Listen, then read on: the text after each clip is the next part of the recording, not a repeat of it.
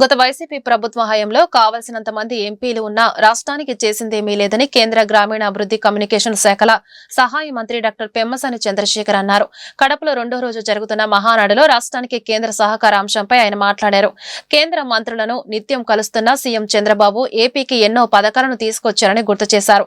అమరావతి, పోలవరం సహా రాష్ట్రానికి ఎన్నో ప్రతిష్టాత్మక ప్రాజెక్టులు తీసుకొస్తున్నారని వెల్లడించారు.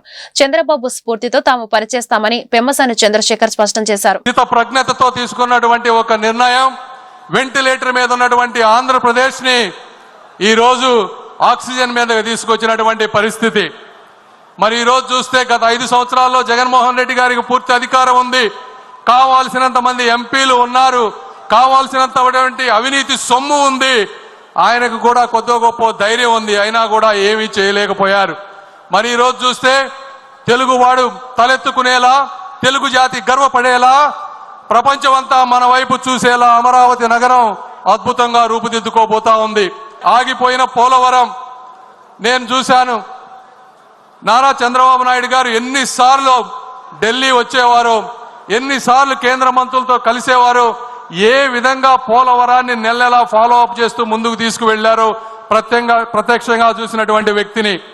అదేవిధంగా ఆగిపోయింది, ఆరిపోయింది అనుకున్నటువంటి విశాఖ స్టీల్ ప్లాంట్ ని అర్ధరాత్రి 12-1 గంటల వరకు కూర్చొని స్టీల్ మినిస్టర్స్ తోటి, నిర్మలా సీతారామన్ గారితో కూర్చొని దానిని పూర్తి చేసినటువంటి మహానుభావులు శ్రీ నారా చంద్రబాబు నాయుడు గారు.